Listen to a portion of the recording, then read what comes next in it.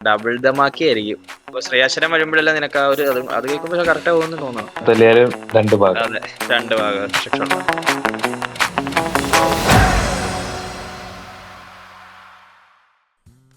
Hello guys, എല്ലാവർക്കും മെസ്ട്രാ ലൗഡിന്റെ 2ാമത്തെ പോഡ്കാസ്റ്റിലേക്ക് സ്വാഗതം. ഞാൻ അർജുൻ. ഇന്ന് നമ്മുടെ വിഷയം റെട്രോ ട്രെയിലർ എങ്ങനെയുണ്ട് എന്നാണ്. How is retro trailer? അപ്പോൾ നമ്മുടെ കൂടെ ഇന്നുള്ളത് യദുവും നിതിനുമാണ്.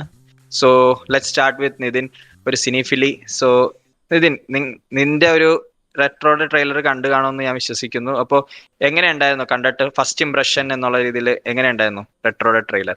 നല്ലായിരുന്നു. എടാ, പുള്ളിയല്ലേ എഡിറ്റ് ചെയ്ത്? അൽഫോൺസ് പുത്രൻ. അതെ അതെ. പുത്രൻ ലാസ്റ്റ് പുള്ളി എഡിറ്റ് ചെയ്ത് ഞാൻ കണ്ട മറ്റേ സൂപ്പർ ഡിലക്സിന്റെ ട്രെയിലർ. കൊള്ളായിരുന്നു, നല്ല വർക്ക്. അതിന്റെ ഇടയ്ക്ക് ഒരു പടവും കൂടി എഡിറ്റ് ചെയ്തേ, ഗോൾഡ്. എന്താ പറയാ, പ്രോമിസിങ് ആണ്. ഇല്ല, രസം ഉണ്ടായിരുന്നു, കട്ട് കാണാൻ നല്ല കണ്ടിരിക്കാനായിട്ട്.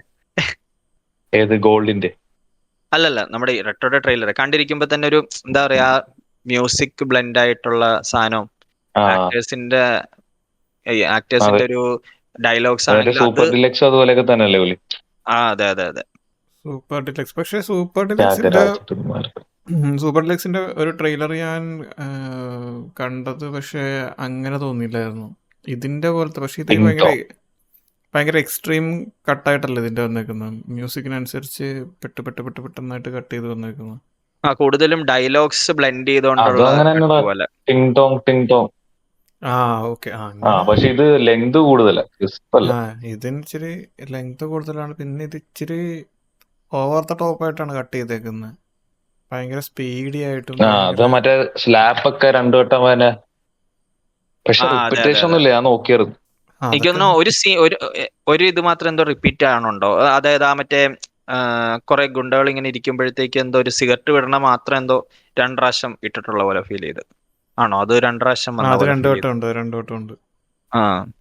ബാക്കിയെല്ലാം മറ്റേ ജയറാമേട്ടന്റെ ആ സീനാണെങ്കിൽ അത് 2 സൈഡിലേക്ക്, അത് 2 ഷോട്ട്, മീൻസ് 2 സീനായിട്ട് റിപ്പീറ്റഡ് അല്ല അത്.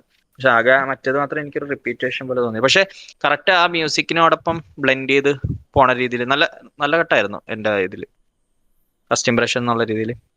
പക്ഷേ ഈ ട്രെയിലർ കണ്ടിട്ട് കുറെ പേര് ഇങ്ങനെ എന്താണ്, നമ്മുടെ അൽഫോൺസ് പുത്രൻ പുള്ളി ഇതുവരെ ഗോൾഡിൽ നിന്ന് ഇതുവരെ പുറത്തേക്ക് വന്നിട്ടില്ല, ഗോൾഡിൽ പുള്ളി ചെയ്തത് എന്താണ് അതൊക്കെ തന്നെയാണ് ഈ ട്രെയിലറിലും ചെയ്തു വെച്ചേക്കുന്നത് എന്നൊക്കെ അങ്ങനെ കുറെ ടോക്ക് ഞാനിങ്ങനെ കണ്ടായിരുന്നു. പോയടാ സൂപ്പർ ഡിലക്സ് ഉണ്ടല്ലേ, സൂപ്പർ ഡിലക്സിലും പുള്ളി ഇത് തന്നെ. പടം എങ്ങനെ ഉണ്ടായിരുന്നു? അന്ന് അതിന് ഭയങ്കര അപ്രിസിയേഷൻ കിട്ടിയല്ലേ. ചുമ്മാ കുറെ വാണ ഗ്രൂപ്പിലും ഉണ്ടായിട്ട് സോറി എനിക്ക് വലിയ കുഴപ്പമൊന്നും തോന്നില്ല. എനിക്കും കുഴപ്പമൊന്നുമില്ല, എനിക്ക് ഇഷ്ടപ്പെട്ടു. ഞാൻ പറഞ്ഞത് ഒരു എന്താ പറയുക, കുറച്ച് ആൾക്കാർക്ക് ഇങ്ങനെ ഈ പറഞ്ഞ പോലെ എന്ത് കിട്ടിയാലും പറ്റില്ല എന്നുള്ള ഒരു നിലപാടുള്ള കുറച്ച് ആൾക്കാരുണ്ട്. അപ്പോൾ അവരുടെ കാര്യം ഞാൻ പറഞ്ഞാണ്. അതിപ്പോ ഏത് സിനിമയാണെങ്കിലും ഏത് സംഭവം, സിനിമ മാത്രമല്ല ഏതെടുത്താലും നമുക്ക് എല്ലാരും തൃപ്തിപ്പെടുത്താൻ പറ്റില്ലല്ലോ. അതിപ്പോ എല്ലാം അങ്ങനെയല്ലേ. അതെ, അമ്മേനെ തല്ലിയാലും 2 ഭാഗം. അതെ, 2 ഭാഗം ശിക്ഷയുള്ള.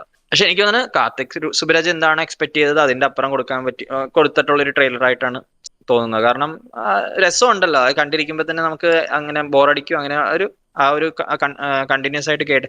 മെയിൻ ആയിട്ട് ആ മ്യൂസിക്കിൽ ബ്ലെൻഡ് ചെയ്ത് പോണോണ്ട്, ആക്ടേഴ്സിന്റെ ഡയലോഗും അതിൽ ചേർത്ത ബ്ലെൻഡായി പോകുന്നോണ്ട് അതൊരു രസമാണ്. പുള്ളിയുടെ മെയിൻലി കാർത്തിക് സുബ്രാജിന്റെ മിക്ക പടങ്ങളുടെ ട്രെയിലർ നോക്കുകയാണെങ്കിൽ അൽഫോൺസ് പുത്രനെ കട്ട് ചെയ്തേക്കണെന്ന് തോന്നുന്നു അല്ലേ? അതറിയില്ല. ലാസ്റ്റ് പുള്ളി ട്രെയിലർ കട്ട് ചെയ്തെന്ന് പറഞ്ഞ് ഞാൻ കണ്ടത് സൂപ്പർ ഡിലക്സ് മാത്രം. അതിന് മുമ്പ് അത് കഴിഞ്ഞ ശേഷം ഞാൻ ഒന്നും കണ്ടിട്ടില്ല. അതിന്റെ ഇടയ്ക്ക് മരക്കാർ ചെയ്തത് ചെയ്തിട്ടുണ്ടായിരുന്നു. പക്ഷെ വേറൊരു ടൈപ്പിലുള്ള അതുമായിട്ട് റിലേറ്റ് ചെയ്ത് അങ്ങനെ ചെയ്തേക്കുന്നതാണ്. ഇത് പക്ഷെ അങ്ങനെയല്ല. പിന്നെ എനിക്ക് ഇതിന്റെ വിഷ്വലൈസേഷൻ പരിപാടി, അനമോർഫിക് ലെൻസിന്റെ എന്താ പറയുക, ആ ഒരു സാധനം ഉണ്ടല്ലോ എല്ലായിടത്തും അനമോർഫിക് ലെൻസ്, ആ വൈഡ്, അത് സുബ്രാജിന്റെ മെയിൻ പരിപാടികളാണ് അതൊക്കെ.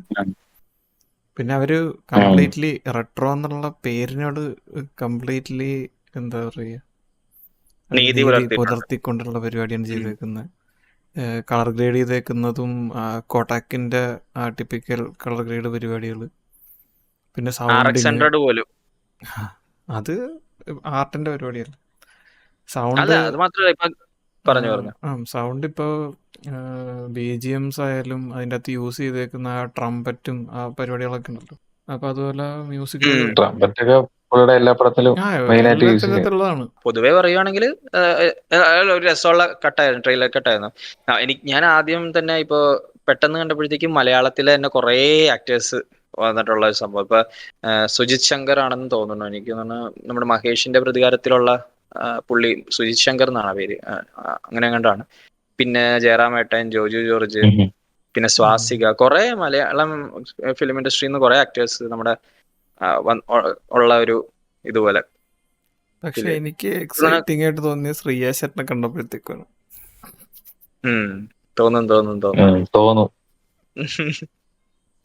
കൊറേ ആയി പ്രായതല്ലേ. അപ്പൊ CKക്ക് ഡബിൾ ആയിരിക്കും ആ സീൻ, ആ പാട്ടിലും. കാരണം സൂര്യാണ് പാടിയേക്കണത്, അതുപോലെ ശ്രേയാശരൻ ഡാൻസ് ഡബിൾ ദമാക്കിയായിരിക്കും. അത് സൂര്യ പക്ഷേ പാട്ട് ഞാൻ കേട്ടു നോക്കി, അതെനിക്കൊരു മേ ബി പടത്തിന്റെ കൂടെ കാണുമ്പോഴത്തേക്കും ആയിരിക്കാം വല്ലതൊക്കെ തോന്നുന്നത്. പക്ഷെ ശ്രീയാശരം വരട്ടെ, ശ്രീയാശരം വരുമ്പോഴല്ലേ നിനക്ക് ആ ഒരു അത് കേൾക്കുമ്പോ കറക്റ്റ് ആവുമെന്ന് തോന്നണം. പേടിക്കണ്ട, അങ്ങനെയൊക്കെ ഒരു ടോക്ക്. ടെൻഷൻ ആവല്ലേ നീ? ടെൻഷൻ ഒന്നും നമുക്ക് ആവാനായിട്ടില്ല. കാർത്തിക് സുബ്രാജിന്റെ പടമാണ്. കാർത്തിക് സുബ്രാജിനെ ടിപ്പിക്കൽ അതൊക്കെ തന്നെ കാണാനായിട്ടാണ് പോകുന്നത്.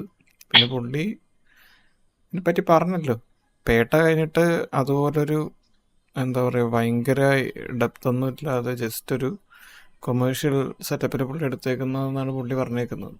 അപ്പൊ അതൊക്കെ തന്നെ ബിഗ് കാസ്റ്റ് ആൻഡ് ക്രൂ തന്നെ ഭയങ്കര കുറെ പേരില്ലേ, കുറെ പേരുണ്ട്. ഇതിനെ കാസ്റ്റ് ആൻഡ് ക്രൂവിനെ കുറിച്ച് എന്താണ് പറയാനുള്ളത്? ട്രെയിലർ കണ്ടപ്പോ തന്നെ ഇത്രയും പേര്, കുറെ ആക്ടേഴ്സ്. അതെ, ട്രെയിലർ കണ്ടപ്പോൾ ഇത്രയും പേരുണ്ട്. ഇവർക്കൊക്കെ എവിടൊക്കെയാണ് സ്പേസ് വെച്ചേക്കുന്നത് എന്നുള്ളതാണ് ഞാൻ ആദ്യം ആലോചിച്ചത്. ജോജു ജോർജിനെ പുള്ളിക്ക് എന്തായാലും ഇഷ്ടപ്പെട്ടുണ്ട്. കാരണം മറ്റേ ജഗമേതന്തരം തൊട്ട് ഇങ്ങോട്ട് ജോജു പക്ഷെ അടിപൊളിയല്ലേ. അതിന്റെ അകത്ത് അവസാനം വന്നിട്ട് പറയുന്ന ഒരു ഡയലോഗ് ഒക്കെ ഉണ്ടല്ലോ, അൻപോടും അവനെ ഡാഡി ഈസ് കമ്മിങ് ഡാ. അത് അതിന്റെ ഭയങ്കര രസമാണ് പുള്ളി അങ്ങനത്തെ സംഭവമൊക്കെ ചെയ്യുമ്പോഴത്തേക്കും. പണിയുടെ അകത്ത് പുള്ളിയുടെ ലാസ്റ്റ് പണി ഇറങ്ങിയപ്പോഴത്തേക്കും അതില് ഇതുപോലെ നമ്മളിങ്ങനെ ഒരു ഹൈ പ്രതീക്ഷിച്ചിട്ട് ഹൈ ഒന്നും വരുന്നില്ല. പക്ഷെ ഇതിന്റെ അകത്ത് ആ സംഭവം കിട്ടുമെന്നാണ് ഞാൻ ഓർക്കണേ.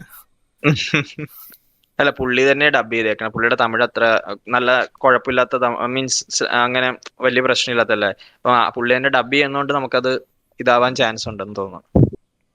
പാണ്ഡ്യൻ അത് ശരിയാക്കിട്ടുണ്ടായിരിക്കും അല്ലേ ഇതിന്? അതെ,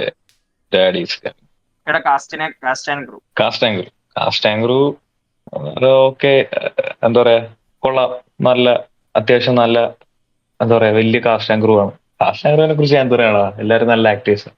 എന്താണ് CK നിന്റെ എക്സ്പെക്ടേഷൻ ഈ റെട്രോ ഇറങ്ങുമ്പോഴത്തേക്കും? As a Suriya fan and as an audience, അല്ലെങ്കിൽ ഒരു സിനിഫിലി ആയിട്ട് ഏത് രീതിയിലായിരിക്കും നീ റെട്രോനെ അപ്രോച്ച് ചെയ്യുക? എനിക്കങ്ങനെ പ്രത്യേകിച്ച് വലിയ പ്രതീക്ഷകളൊന്നും ഞാൻ വെക്കുന്നൊന്നുമില്ല. കാർത്തിക് സുബ്രാജിന്റെ ടിപ്പിക്കൽ സിനിമ കാണുക എന്നുള്ളൊരു അത് മാത്രമേ ഉള്ളൂ. അതിനപ്പുറത്തേക്കൊന്നും ഒന്നും വെക്കുന്നില്ല. ട്രെയിലർ കണ്ട് ജസ്റ്റ് കുറച്ച് വിഷ്വൽസ് കണ്ട് ഒന്ന് എൻജോയ് ചെയ്തു, അത്രേ ഉള്ളൂ. അതിനപ്പുറത്തേക്ക് ഒന്നും വെക്കുന്നില്ല, ഒന്നും ചിന്തിക്കാനും. എന്റെ ചോദ്യം അതല്ലായിരുന്നു. എന്റെ ചോദ്യം എന്താണെന്ന് വെച്ച് കഴിഞ്ഞാൽ, നീ ഒരു സിനിഫിലി ആയിട്ടാണോ റെട്രോനെ കാണാൻ പോകുന്നത്, അതൊരു സൂര്യ ഫാൻ ആയിട്ടാണോ കാണാൻ പോകുന്നത്? അങ്ങനെ ആയിട്ടില്ല. ഇപ്പൊ എന്താ, എനിക്ക് സൂര്യയുടെ സിനിമ കാണുന്നു എന്ന് പറഞ്ഞേക്കാളും നല്ലത് കാർത്തിക് സുബ്രാജിന്റെ സിനിമ കാണുന്നു എന്ന് പറയുന്നതാണ്. എനിക്കിതുവരെ കാർത്തിക് സുബ്രാജിന്റെ ഒരു സിനിമകളും അങ്ങനെ ഇഷ്ടപ്പെടാതെ ആയിട്ടില്ല. ഒരു വലിയ ശതമാനം ഓഡിയൻസിന് ഒട്ടും ഇഷ്ടപ്പെടാത്ത സിനിമകളൊക്കെ കാർത്തിക് സുബ്രാജിന്റെ എനിക്ക് ഇഷ്ടപ്പെട്ടിട്ടുള്ളതാണ്. അതായത് ഇപ്പോൾ ജഗമേതന്തരം, മഹാൻ, ഇതൊക്കെ ഒരു ടൈപ്പ് ഓഫ് ഓഡിയൻസിന് അതത്ര സുഖിച്ചിട്ടില്ല ആ സിനിമകൾ. പക്ഷെ എനിക്ക് ആ സിനിമകൾ ഇഷ്ടപ്പെട്ടുള്ള സിനിമകളാണ്. അതുകൊണ്ട് പുള്ളിയുടെ ഒരു മേക്കിംഗ് സംഭവങ്ങളൊക്കെ ഉണ്ടല്ലോ. ഇപ്പോ പുള്ളി ഞാൻ പേട്ടയും ജിഗർദാന്തയൊക്കെ തിയേറ്ററിൽ പോയി കണ്ടാവും. സൂപ്പർ ഡിലക്സ് പുള്ളിയുടെ സിനിമയല്ലല്ലോ.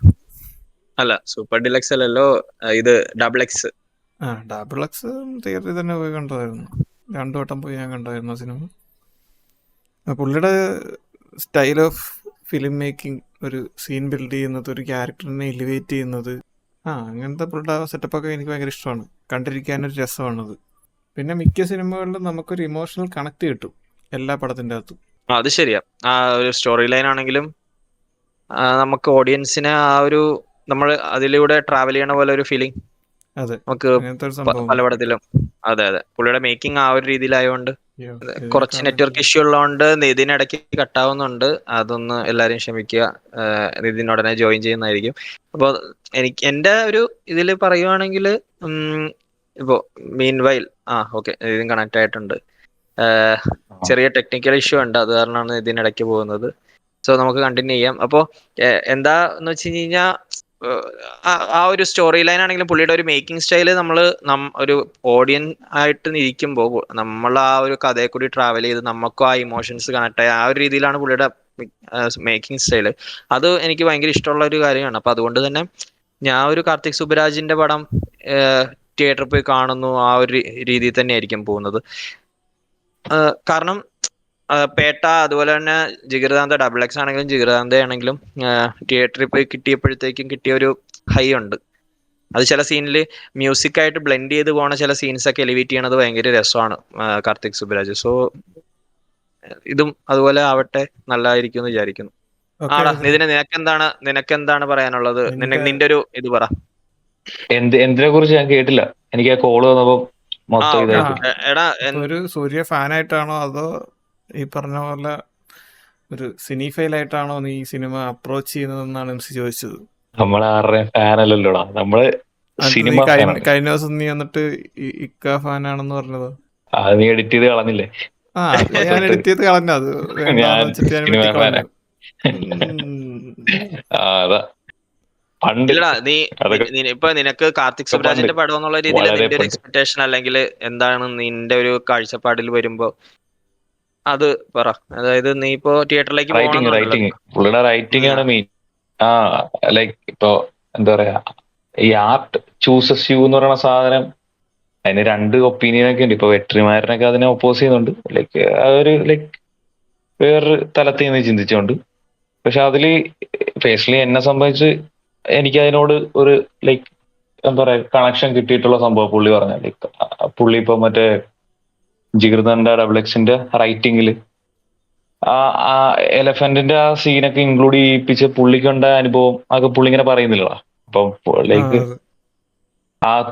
അത്തരം കാര്യങ്ങൾ എന്നിട്ട് അത് പുള്ളി എത്ര അടിപൊളിയായിട്ട് സാധനം ഷൂട്ട് ചെയ്ത് വെച്ചിരിക്കണം. അതാണ് പറഞ്ഞത്. അപ്പൊ അങ്ങനെയുള്ള പുള്ളിയുടെ ആ ഒരു എഴുത്തിലെ ആ ഒരു മാജിക് എനിക്ക് ഇഷ്ടമാണ്. അത് കഷ്ടപ്പെട്ടിരുന്ന് എഴുതും, ആ എഴുത്ത് അടിപൊളിയാണ്.